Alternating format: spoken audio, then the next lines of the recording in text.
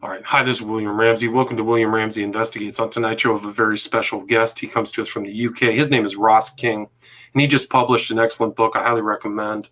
Published it on April 2021. The title of the book is The Bookseller of Florence, the story of the manuscripts that illuminated the Renaissance. And this is not his first book. He's also written other titles. One is Michelangelo and the Pope's Ceiling from 2002, The Judgment of Paris, the revolutionary decade that gave the world Impressionism, 2006. That was a Governor General's Award book. Also, Leonardo and the Last Supper. Also, Brunelleschi's Dome, How a Renaissance Genius Reinvented Architecture, 2013. Mad Enchantment, Claude Monet and the Painting of the Water Lilies from 2017. He's also published two novels, Domino and Ex Libris, as well as a biography of Niccolo Machiavelli, titled Machiavelli, Philosopher of Power, and also a collection of Leonardo da Vinci's Fables, Jokes, and Riddles. He's also the co-author with Anya Grieve of Florence, The Paintings and Frescoes, 1250 to 1743 from 2015. It's the most comprehensive book ever undertaken on the art of Florence. And his website is roskingbooks.com. Again, www.roskingbooks, all one word. He also has a YouTube channel titled Renaissance Discoveries. But in the intro to this book is a quote that I think is very fitting that covers the contents of the book. And that quote is, "All evil is born from ignorance, yet writers have illuminated the world, chasing away the darkness," by Vespasiano da Pasticci, who is really the central character of this book. So, Mr. Ross, Mr. King, can you talk about your background? I mean, you have a very lengthy background. A lot of stuff focuses on Florence, but what led you to write this book, The Bookseller of Florence? Well, this is a kind of story I'd wanted to tell for a long time, because I've written about Florence previously. I've written about Brunelleschi and the building of the Dome in Florence. I've written about Leonardo da Vinci. I've written about Michelangelo. So I've written about great Florentines, but always people who worked in what we could say is visual culture, in monuments that stand up or that are on the wall of a chapel, for example, or on the vault of a chapel. But every time I've written about Florence, I've been aware that besides being famous for images, Florence was famous in the 15th century for words, for the written word, and for the rediscovery of the written word. In fact, if we could go back to Florence or go back to Europe, anywhere in Europe, in say the year 1460 or 1470, the name Florence, the word Florence, wouldn't necessarily conjure artists for the average man in the street. It probably would have conjured philosophers and scholars, because Florence was really a place filled with what we might call public intellectuals, people who didn't necessarily teach in universities. They weren't professors at the Sorbonne in Paris, for example, or the University of Bologna. They were people who were active public citizens in Florence. Some of them were elected or appointed officials. And crucially, they were fluent in Latin and many of them in Greek, which made them au fait with ancient literature, with the writings of the ancient Greeks and Romans.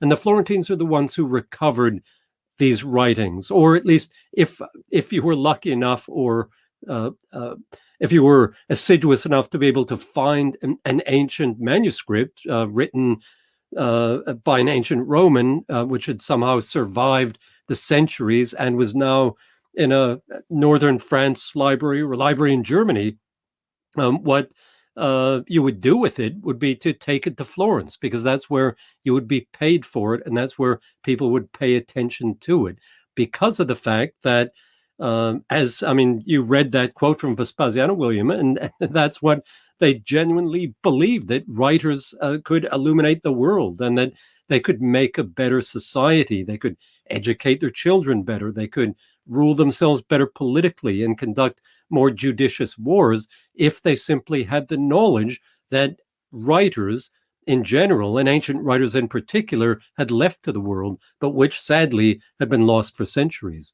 And so really that's the story I wanted to tell. And it's a big story. And so I had to find the guy who could draw all of this together. And fortunately, I found him in Vespasiano, who is the bookseller who becomes the I guess, the nexus for all of this intellectual exchange, and the one who disseminates this knowledge all around Europe in the course of the 1400s. Yeah, and he was a remarkable figure. And you talk about the street of the booksellers.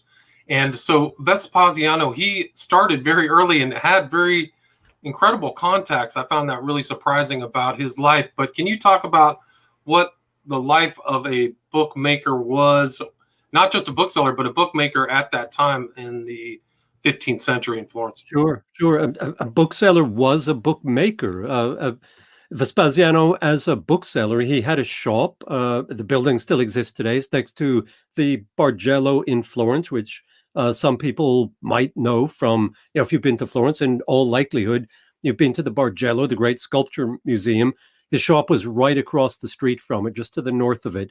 And he had two rooms. And you would go in the front door and you would see the manuscripts on display, and you could actually sit down and read one of them. Although it really was lacking was the coffee shop or something like that, what we have in bookstores today. But then in the back room, there was the sort of business end of it where the manuscripts were put together, because we're talking about a time in the 1430s when Vespasiano began work, and in the 1440s when he really began rising to prominence. We're talking about a time before the printing press, which was only perfected in the middle of the 1450s. And so with Vespasiano, we're talking about handwritten and often hand illuminated manuscripts written for the most part on parchment, in other words, animal skin. And so these were put together in the back room. So as you walked in, you came into his bookshop, and you probably would have heard sounds that we would find unaccustomed. We would be unaccustomed to walk into a bookshop. We would hear saws, we would hear hammers, and we might hear someone crying out in pain because he stabbed his thumb with a needle as he was stitching parchment pages together in a book. And so it was a kind of cross between a workshop, any artisanal workshop, like a shoemaker or a slipper maker who was one of Vespasiano's neighbors in the street, a cross between that kind of place where a particular product is made, and a place of intellectual exchange. Because that front room, you not only bought books and got your wisdom that way, but you could listen to the conversations that took place. Because Vespasiano's bookstore became a kind of, I guess we could say, a debating society or a forum for any intellectual luminaries who were in Florence, or who, from anywhere in Europe, who came to Florence, for them to gather together and discuss either political matters or, more likely, philosophical matters. Whether Cicero was right when he said this particular thing, or whether Livy's, in his History of Rome, whether Livy gave a better history of Rome than someone else. And so you had all of this in the bookshop. It was a sort of cross of many things: a university, a workshop, a library, a reading room, a debating society. And so it was, and it was probably the most famous shop in Florence from, say, the 1440s until Vespasiano finally gave it up in the early 1480s. Right. And so at that time, like you say, you stress that artisanal quality of the books, and these skins had to be individually prepared and very specially treated. And I think you made an interesting comment in there, like they wanted to wait till Easter where everybody had lamb, so the bookmakers could have access to these skins and treatments. So you see how expensive it was and how time consuming it was to make one book. And so at that time, can you talk about how much was missing at that time? We might take it for granted, some of the books we have today, but at the time of Vespasiano, there was definitely a paucity of books in libraries. Can you talk about that? That's absolutely right. We take knowledge for granted because we can get information that we want in a matter of seconds. And whether it's a book, you can download a Kindle in seconds. And so we take this for granted, and we forget that there was a time, or perhaps we don't really realize how bad things were in the early 1400s. And I'll give you an illustration which shows us just the paucity of knowledge, which you rightly point out. The greatest private collection of books, and again, we're talking about handwritten manuscripts, the greatest single private collection of handwritten manuscripts in Europe up to the 1430s and 1440s was that of a Florentine, someone who became a good friend and supporter of Vespasiano, named Niccolo Niccoli. And he had, and when I say it was the greatest private collection, you're probably thinking of thousands of books, maybe even tens of thousands of books. In fact, he owned 800, and that was the maximum amount really that was possible to own at that time. Niccoli was very wealthy, relatively wealthy, and he spent all of his money on books and was always trying to get more of them. And the problem was there simply were not enough.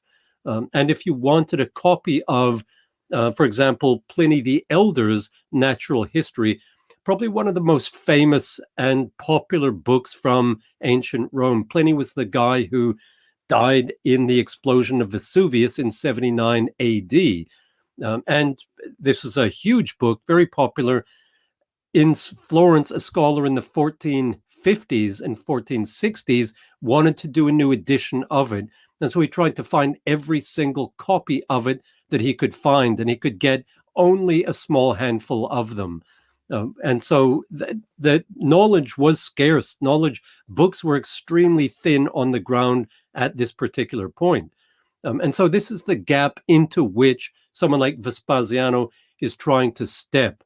He's trying to make it possible for you, if you want a copy of Cicero's work on rhetoric, Vespasiano will make it so that you can get one. Or if you want Pliny the Elder, he will get one for you. He'll create one in his back room with his scribes, with his illuminators, and with the out of the parchment that, as you described, he got from the guys down the street who scraped the skin of the goat or the skin of the sheep in order to make the parchment from it.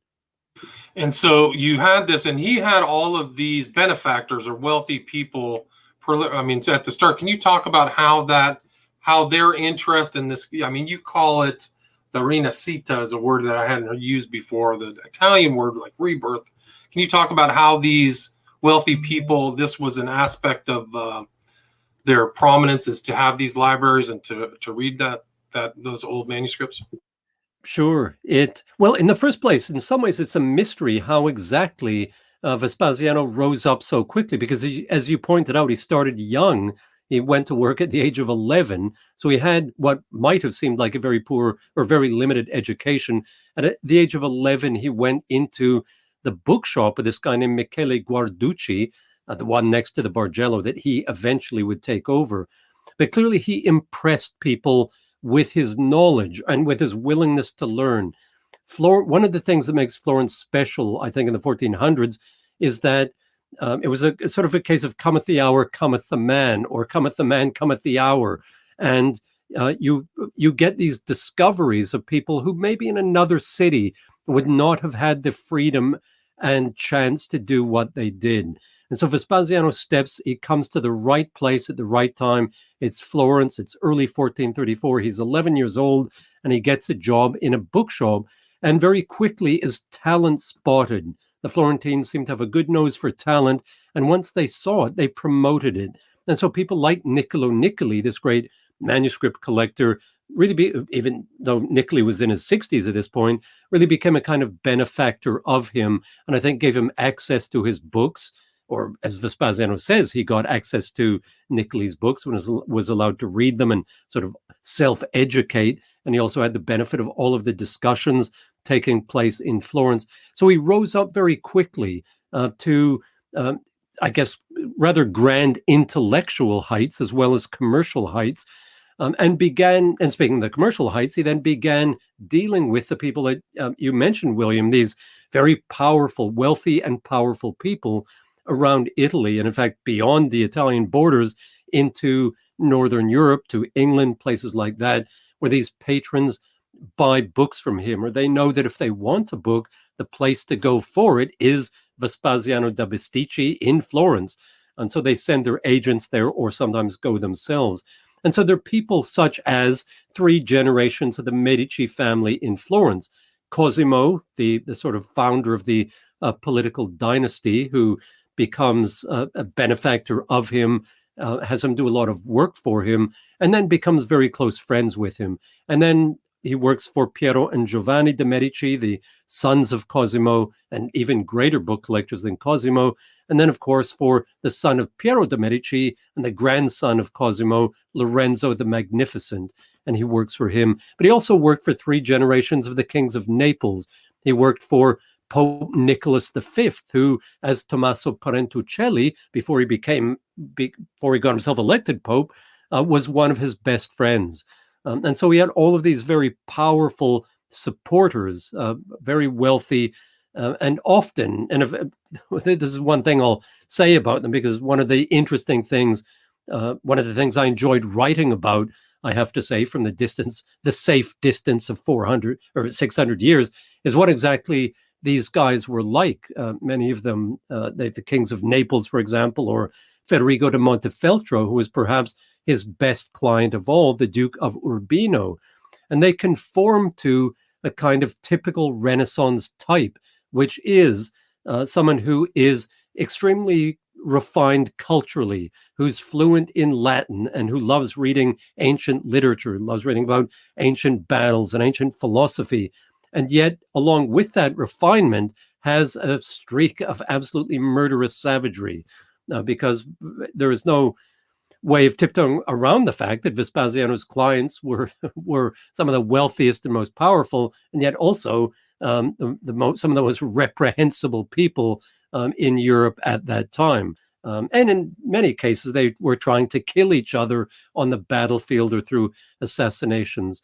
And so, for me, all of this was interesting, of course, because Vespasiano was the glue that holds these larger-than-life characters together, and who has to tiptoe in between the various factions and literally warring factions that are within Florence itself, and also outside of the walls of Florence in Italy more generally. There was also things outside of not just Florence. I mean, there's so many incredible events happening even outside of Italy. Can you talk about the Council of Florence and what was happening in Constantinople and how that influenced Vespasiano? Sure. In some ways, the Council of Florence was maybe a moment that made his career, because it was absolutely vital for him. Again, he was in the right place at the right time. It was 1439, and the Greek East, the Orthodox Church, as we call it today, the Russians and the Greeks in Constantinople, for example, have been split off for centuries from the Latin West, i.e. the Roman Catholic Church, a division that, of course, still exists today. But they wanted to come together. The Latin West and the Greek East wanted to come together, not least so that the Greek East would be protected by the Christian princes in the West from the Ottoman Turks, who were increasingly surrounding them. In fact, ever since the 1390s, they've been threatening Constantinople itself, which is, of course, the capital of the Roman Empire in the East. And so it was believed that if we have a kind of religious concord, there will be a political agreement, and we can go and fight off the Ottoman Turks and save Constantinople and the Greek East. And so what appeared to happen is that they made that work. There was a council in Florence, which came to Florence in the early spring of 1439, when Vespasiano was an adolescent. He was probably about 17 at that time, working in the bookshop, and he crucially got to know a number of the participants and was witness to the various debates. And because, of course, what happened then is you had the greatest ecclesiastical minds in the East and West coming together in Florence and debating, for example, the authenticity of certain manuscripts, looking at them, what we today would call philologically, looking at the historical context of them and which manuscript was older than the other, which had more authority, which was closer to the truth of God. And so Vespasiano was witness to all of these debates. And he would have met, it seems, some of these great Greek scholars who came to Florence. The upshot of that, of course, was that they it was a bit like the Treaty of Versailles. Something was signed, but not really put into practice. It was never ratified in Moscow or in Constantinople. And of course, what happened in 1453, so 14 years later, is that Mehmed the Conqueror and his Janissaries they conquer Constantinople, and the Greek East, the capital of the Greek East, then falls to the Ottoman Turks. And from that point onwards, including to today, it is an Islamic city within the large Islamic enclave. And that then again had repercussions for learning in the West because of the fact there was a diaspora of Greek scholars. A lot of Greek scholars had already left the East and come to places like Florence to teach. But the last of them effectively fled at that point, in some cases bringing with them manuscripts that had not been seen previously. Although I should say, for the most part, the Greek manuscripts that, for example, the complete works of Plato, things such as that, all had arrived in the West by that point. But this was seen as cataclysmic in a city like Florence, where the fall of Constantinople was called the fall of Greece, because they felt that the ancient Greek world of everyone from Homer to Plato and Aristotle onward to the glories of the Roman Empire, because Constantinople was, until its fall in 1453, still nominally the capital of the Roman Empire in the East. All of this was hugely catastrophic as far as the people in the West were concerned. But Florence was the beneficiary of it because of the fact that they harvested a number of the great scholars who fled Mehmed and his soldiers at that point. Right. So there was always that kind of tension about what was happening there. It seemed like through Florence. And then how did Vespasiano kind of make his way after the fall of Constantinople and kind of expand the creation of manuscripts? Can you talk about that or some of the complexities involved in that? Sure. What really makes things complicated for him is what happens about 18 months after the fall of Constantinople, because we have in the 1450s two earth-shattering events. One that has immediate consequences and terrifies everyone in the West as soon as it happens. The other one that happens 18 months later is noticed by a few people, but doesn't really happen that dramatically. And that is, of course, or it doesn't have dramatic effects immediately. And that's the invention of the printing press by Johannes Gutenberg on the banks of the Rhine in Mainz. He perfected the technique by 1454 when he did his 42-line Bible. And that really then begins to change how knowledge is produced and disseminated. And it presented a huge challenge for Vespasiano because of the fact that he refused to embrace that technology. He said that a printed book would be ashamed to sit next to or in a collection of the ones that he produced. And that may well have been true in most cases. Printed books were not as beautiful as his works, although you could argue that the Gutenberg Bible certainly was as beautiful. And so he simply refused to embrace it.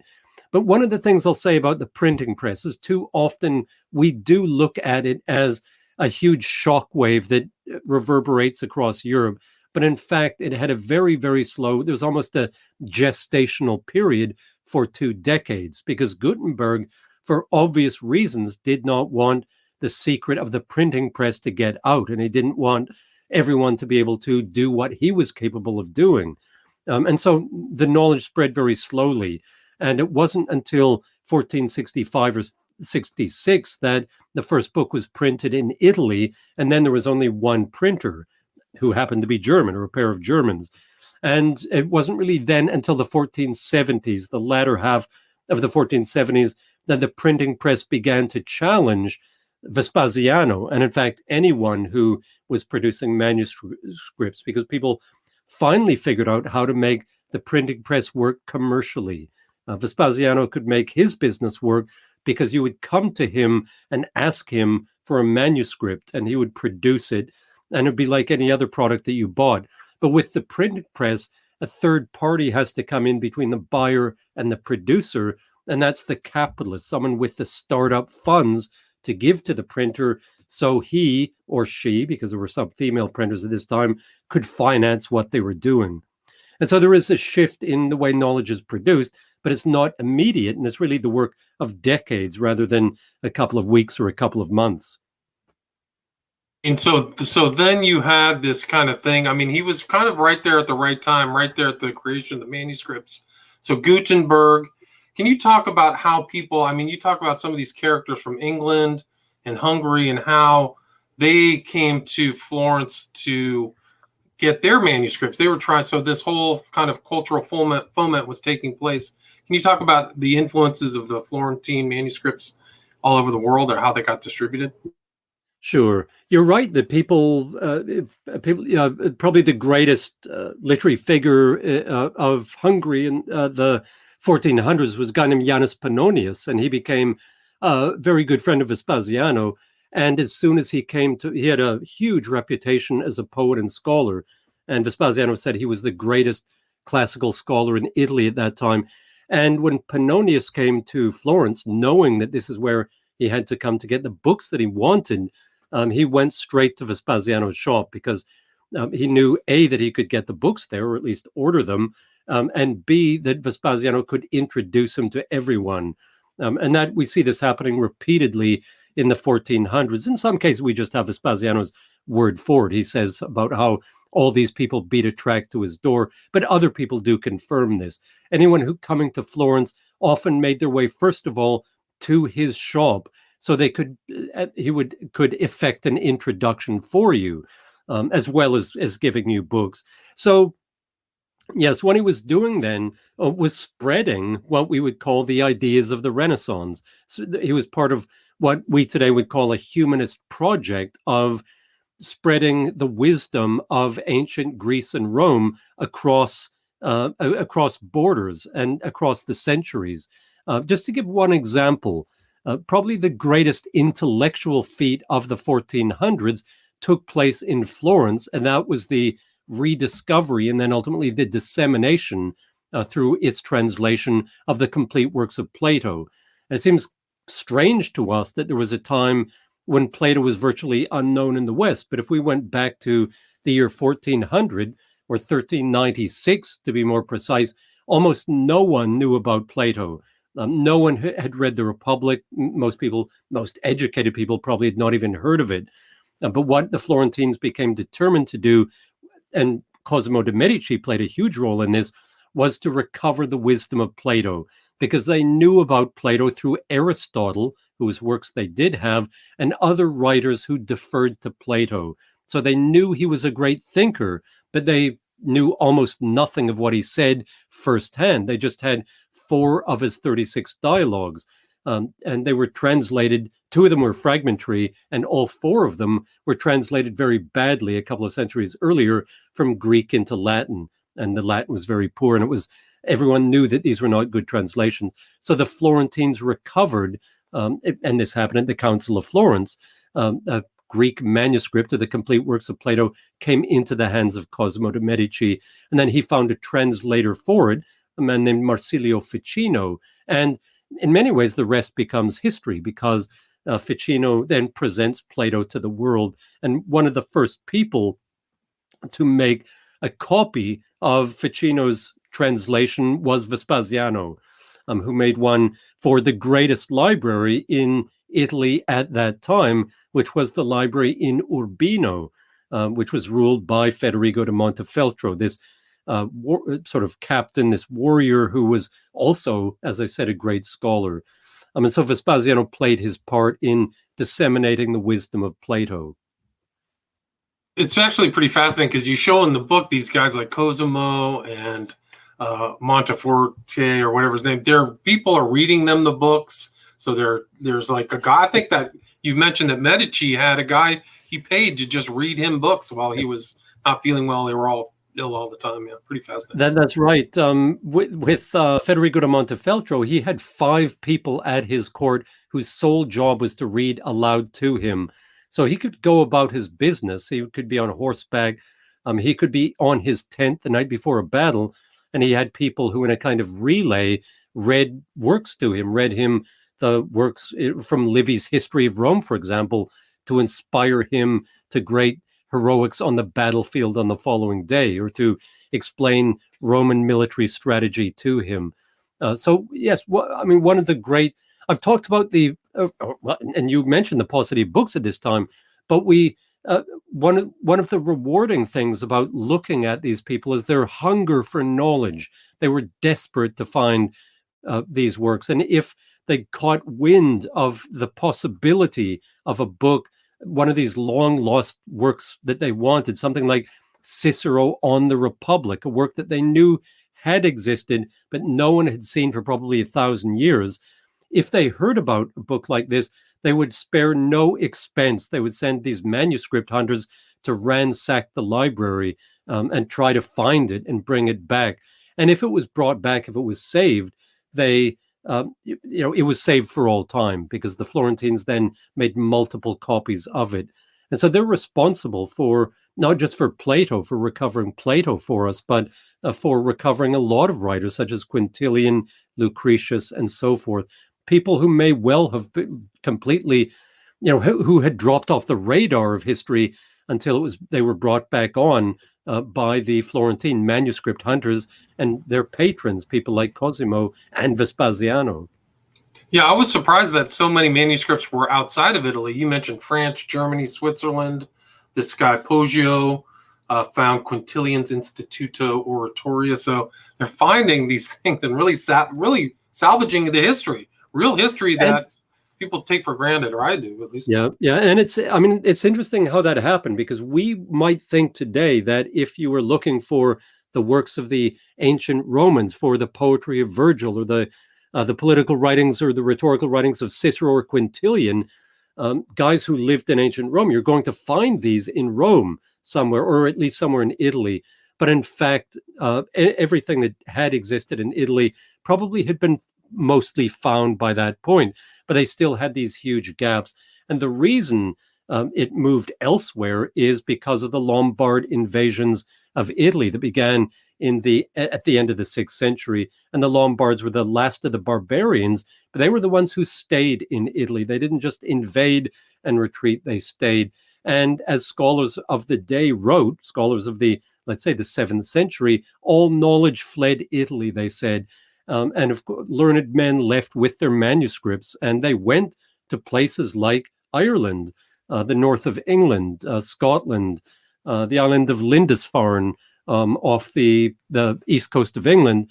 And then from there, these Anglo-Saxons and Irish scribes and missionaries and scholars went, say, in the 700s and 800s AD to northern France and Germany to, as they put it, to convert the barbarians, because, of course, these were the Goths, and they had recently been Christianized.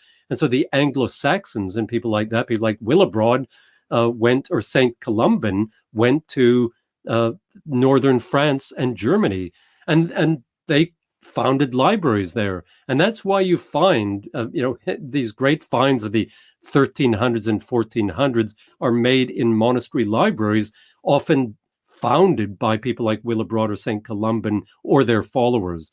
And so it's one of the great pleasures of writing the book was just describing that flow of knowledge, which begins in Italy and then flows across the Alps, across the Channel, and then comes back and sort of comes ricocheting back finally to Italy in the 1400s. And you realize just the happenstance and the imperiled nature of learning, the fact that it hung so often by such a slender thread.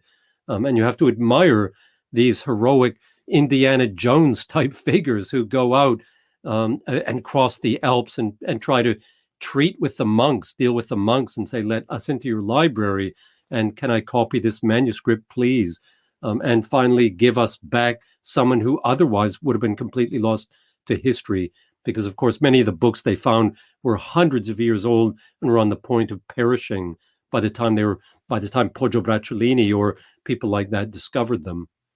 And that's true. I mean, some historians are lost to history. I was looking through Eusebius the other day, and the early church histories are extant, but some of his other writings are gone, and they've been lost either through the sack of Constantinople or stuff like that, or events, the burning down of the Library of Alexandria. But you show in your book these books that have been recovered and restored by the Bookseller of Florence are in the hands of Christopher Columbus and some of these other people, that you can see this heritage has been expanded. And you also say Vespasiano, he wrote his own, was rediscovered, right? The lives of 103 illustrious men too, right? That's right. I mean, there's this wonderful, I'm not sure if we'd call it an irony or a kind of circularity to history, that after he retired from running his bookshop and decided he'd become a writer, and is very fortunate that he did, because he wrote effectively his memoirs, which in which he describes all the famous people he knew, and they're very gossipy, and he tells us about his private audiences with Pope Nicholas V and his time with Cosimo de' Medici when Cosimo was at his farm in the country and things like that. So we get these insights into all of these people that Vespasiano knew very intimately. And so we get this color that history otherwise might not give us. But it also then gives us Vespasiano, because I was able to reconstruct much of his life through what he writes about the other people, what he knew about them. And so, but the irony is that because he did not accept the printing press, he did not have his memoirs published. He had them handwritten. There were probably 5 or 6 copies of them made in total, and these were then dispersed. And fortunately, one of them was discovered in the Vatican Library in the early 19th century by a man named Angelo Mai, who ultimately he was a cardinal, but ultimately he became the Vatican librarian, in charge of the Vatican Library. And he was the one who discovered it. And no one had read these works for centuries. And it was a revelation to people who read them in the middle of the 1800s, because suddenly they had an insight into the intellectual life of Florence especially, and then more generally Italy in the course of the 1400s. And so Vespasiano really began coming back to history at that point. So, excuse me, the person who recovered history, played such a big part in recovering history himself, then had to be rescued from obscurity in several centuries after his death. But it's interesting that you mentioned the Vatican Library, because Vespasiano was really there at the very beginnings of that, of reestablishing what today is known as really one of the great libraries that people don't have. Some have some access to, but really one of the great repositories of knowledge. I mean, this guy's right there at the beginning. Absolutely. Really, and his family too. I think they were. I think you mentioned in your book they were buried, or the family burial is at the Church of Santa Croce, I think is how it's pronounced. That's right. So he's there with Machiavelli, I think, and Galileo. So they were prominent enough to. I don't know. I've been in that church, but don't remember their burial plot. Are you aware of it, if it's visible or not? Yeah, it is visible. But sadly, you don't see his name. He doesn't have a monument in the way that Machiavelli does, the way that Michelangelo does. His is very prominent, or Galileo across the aisle from them. It's Santa Croce is the pantheon of the Florentine greats, and so it's fitting that Vespasiano is there. But what he has, you have to look down. You have to look on the floor as you walk down the center of the aisle. And so it is for a plot in the floor of the church. It's a good spot. It's right in the center. But everyone who comes in walks over him without really noticing he's there. And I said his name isn't on it, but the name on it is that of his brother, Jacopo da Besticci, who was a famous doctor. And Jacopo made more money doctoring. He was probably the greatest physician of his time. So it's a remarkable family. You have this great doctor on the one hand, and then this great scholar and bookseller on the other. But Jacopo died first, and he bought this plot in the center, as I say, very good real estate in the center of Santa Croce, and had his name engraved on the tomb slab. And then years later, when Vespasiano died, he lived until 1498. Vespasiano then was placed into the tomb with his brother, but his name does not appear on it. If you're very sharp-eyed and you know where to look, there is on the wall across from it, the wall of the church itself, you can see a plaque that was put up 100 years ago, put up in 1898 on the, whatever it would have been, the 400th anniversary of his death, to commemorate him. And so it's fitting that he is in the pantheon of Florentine greats in Santa Croce, because in his own time, he was recognized every bit as much as a Galileo was in his time, or Leonardo Bruni, another of the great Florentines who's buried there, or Machiavelli. He was certainly on a par with all of them and had the same sort of colossal European reputation. Yeah, colossal impact of somebody less known. Hopefully this book will bring him back to give him kind of a renaissance of understanding. But we're at about 40 minutes here, Ross. Is there anything you'd like to add before we wrap up? Anything I missed?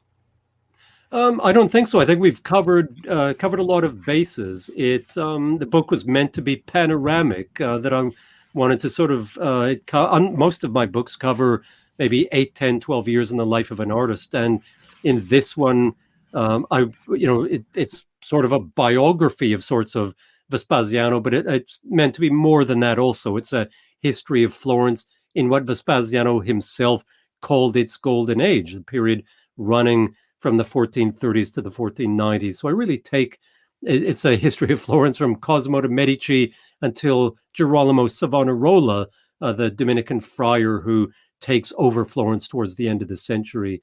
And so to go back to what I was saying at first, I wanted to tell the story, a big story about Florence and its place in intellectual history, and also show the way in which history impacted on Florence and its people. And I wanted to find the guy who would help me do this. Unfortunately, it turned out to be Vespasiano, who's interesting in himself, but also serves this wonderful plot device for me of introducing all of the people that he knew and was friends with and worked for. And so I'm able to give a kind of group portrait and hopefully a panorama of Florence, of Europe in this exciting 15th century, which is this time of discovery and rediscovery.